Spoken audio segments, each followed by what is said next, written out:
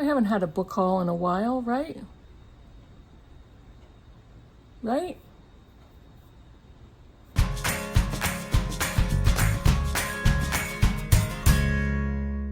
Hey BookTube, it's Kim at Middle of the Bookmarch, and today is a book haul. And as I was questioning a minute ago, I don't remember when I had a book haul the last time.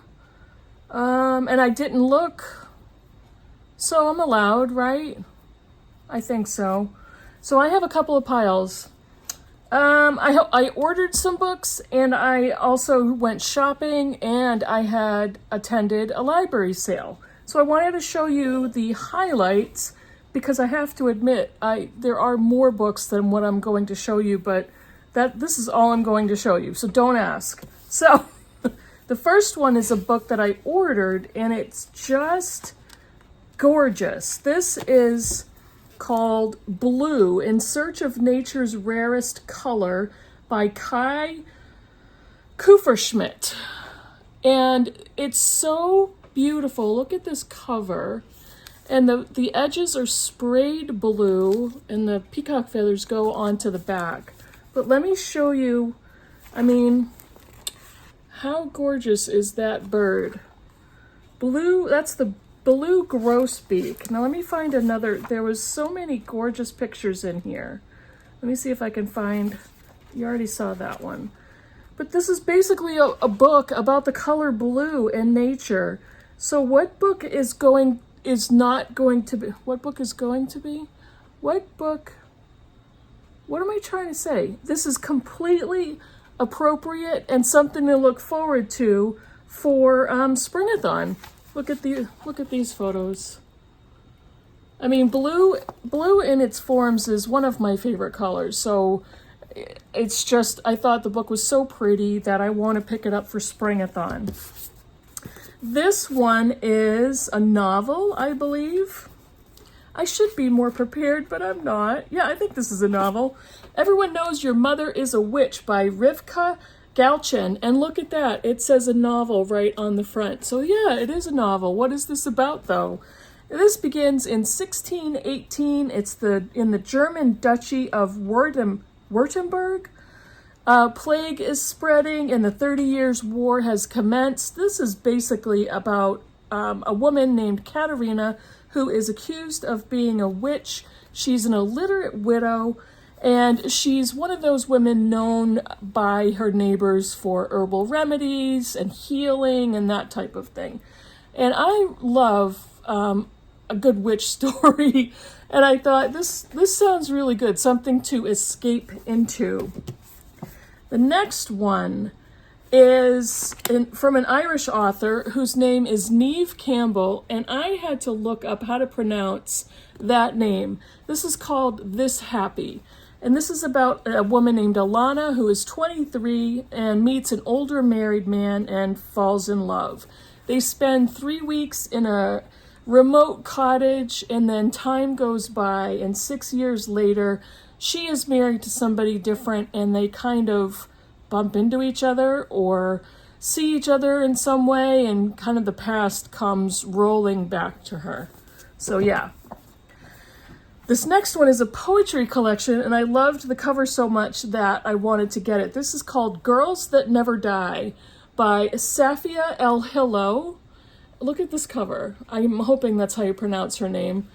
It's she is a Muslim author, a Sudanese Muslim. So this is a poetry collection based on her own girlhood, about being a Muslim girl and a Muslim woman and what all of that entails. She talks about girlhood and abuse and trauma. So no positive topics there, but I thought this sounded really good, and I could not pass up that cover. The next one is called Butterfly Burning by Yvonne Vera, and this is a very short novel. This is bringing the poetic voice, who is, I believe she is a poet, Yvonne Vera, one of Zimbabwe's best-known authors. And this is her first book brought to U.S. audiences, I believe. Yep. And it's not translated. It looks like it was published in English. And this is the story set in, I'm going to see if I can get this name right, Macacoba, a black township of Bulawayo in the late 1940s. And it tells the story of a young woman who is bigger than her community allows her to be, or has bigger goals than her little township and the group of people where everybody knows everybody, that type of thing. And it just sounded really good. And Butterfly Burning, I love that title. And I'm hoping once I read that book, I'll find out what the title has to say about anything. So I have another, those were the books that I ordered online.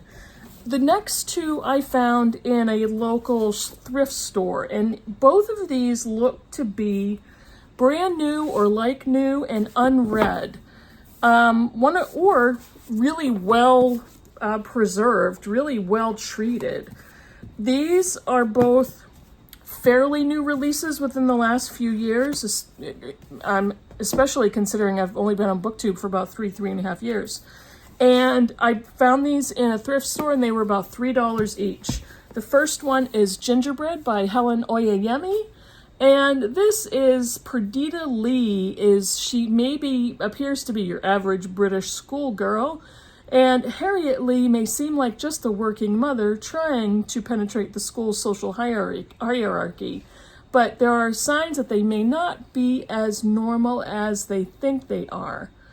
Now, there's also a gingerbread that they bake, hence the title. And you put gingerbread or food or baking in a story, and I'm most likely going to buy it. But this one I had my eye on for the last couple of years. I think it was published in 2019. It's not 19. 20, let me take a guess. 2020, nope, 2019. That was the year I started on BookTube. This one won I believe it won the 2021 Booker Prize. This is Damon Galgut's The Promise. I'm not going to say a lot about this book because everybody knows what this is about, I guess. It's the crash and burn of a white South African family living on a farm outside of Pretoria. And this is about a failed promise to the black woman who has worked for them for her and her entire life. And Booker winner? Yeah, I'm pretty sure it won the Booker in 2021.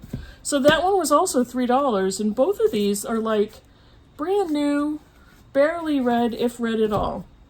Now, I went to a library sale, and I bought the books. I'm going to show you 5 books from the library sale, but I bought probably 4 more than that. But the other 4 that I bought were either copies of classics or I don't remember why I put them away. Books that I didn't feel I needed to haul. So now this is going to be an experiment because this is not necessarily an author that I love. And the first book of hers I tried to read, I absolutely hated. This is Jennifer Egan's novel, Look at Me. And I tried to read A Visit from the Goon Squad and absolutely hated it, so I picked this one up. It was from a library sale. It was $2. This is the story of a fashion model named Charlotte Swenson, and she emerges from a car accident with her face badly disfigured. And this is a novel that talks about image and looks and how you appear to the outside world. And that kind of piqued my interest, even though this is going to be an experiment for me trying another Jennifer Egan book, but it sounded really good. This next one is a memoir, and this is a newer book, and I believe this is in or was in the BookTube for the BookTube Prize for Nonfiction. I judged the first round, and I stayed out of the second round, the quarterfinals. I hope to jump back into the semifinals, and I don't know if this one is still in the running or what, but this is In Love by Amy Bloom. And this is a former library copy. This is the story of her relationship with her husband, Brian, who seems to be developing dementia or a memory disorder, and I believe he gets diagnosed with Alzheimer's at a very young age. So that's what this memoir is about. I heard good things about that one. The next one, this is another one from the library sale. This is a donated book. It looks brand new. I don't know if anybody ever read it. This is The Muse by Jessie Burton. And this is another really beautiful book. And this one's also been around for a little while. This is set in England in 1967. And then it goes to Spain in 1936. I don't necessarily know the story, and I'm not even going to look because this has kind of been hanging around my radar for the last couple of years, and I thought I'm going to grab it because if I find some books that I know are on my TBR, whether the mental TBR that I try to keep or the actual electronic one that I keep, we'll see. We'll see. Now, this next one is giant hardcover, and this is a former library book, and I'm not sure anybody ever checked it out because it looks like the library acquired it in October of last year, and they've already sold it to me in a library sale. This is John Irving's latest, The Last Chairlift, and I wasn't necessarily going to purchase this, especially in hardcover, but because I found it at a library sale for this hardcover was $3, I decided to pick it up. And John Irving is a favorite author of mine. This is set in Aspen, Colorado in 1941. Rachel Brewster is a slalom skier at the National Downhill and Slalom Championships. Unremembered in the competition, Little Ray, as she is called, finishes nowhere near the podium, but she manages to get pregnant. Back home in New England, Ray becomes a ski instructor. Her son Adam grows up in a family that defies conventions and evades questions concerning the eventful past. Years later, looking for answers, Adam will go to Aspen. In the Hotel Jerome, where he was conceived, Adam will meet some ghosts. In The Last Chairlift, they aren't the only ghosts he sees. So this sounds very much like a typical John Irving, quirky characters, kind of family secrets, somewhat of a backstory, or maybe a family mystery or something like that one of the characters is going to go and discover. So I figured I'm going to try it. I still have several John Irving novels that I have not read yet. I read a ton of his early stuff, and The World According to Garp is one of my favorite novels. I've read that one several times. But we'll see how this one is. Not sure when I'll get to it, but I have to say it's super duper long. It is over 850 pages in hardcover. Maybe March of the Mammoths next year. Now this last book, this was my jackpot of the day. This book is nonfiction. I think there's only two others that I showed you so far that's nonfiction. This one has been on my TBR of a book that I really wanted since I knew it was coming out. And it's nonfiction, but somebody had put it in the fiction section. So in this particular library sale, which is local to me, they set up all of the books on tables, and they have them standing up so that you can read the spines. And they can obviously squeeze more books on a table. Well, this one was on the end of a fiction table, and probably someone grabbed it and just decided, I don't want this one, I'm going to put it back. But good for me, because this is my jackpot. This is The Revolutionary Samuel Adams by Stacy Schiff.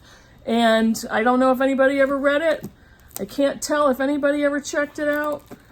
It is like a brand new release, 2022. Why it's already sold to me. Look at the end papers. But Stacy Schiff is fast becoming a favorite author of mine. I just finished Cleopatra, her biography of Cleopatra, last month, I think. And I was dying to get this book because I'm really interested in reading more American history. And it says it's a revelatory biography. Really looking forward to this. And I don't remember if this is on the BookTube prize. I think it is. I don't know. Maybe I'll look into that. I don't know. We'll see. We'll see. So that is it for my book haul for today. I'm not going to have a real lot of book hauls because I'm kind of trying to slow down. And this is beginning the season of library sales, because once the weather improves in New England, the library sales start coming back. And I think there's another one on the 20th. I think that's the right date, where all the books are 50 cents. I may have to go to that one. And that's one that I go to regularly. So honestly, I've been there so many times that I kind of maybe bought out everything I would probably buy. But we'll see if there's anything new. So that's it for today. If you're interested in any of these books, or if you've already read any of them, let me know in the comments below, and I will see you in the next video. Bye, everybody.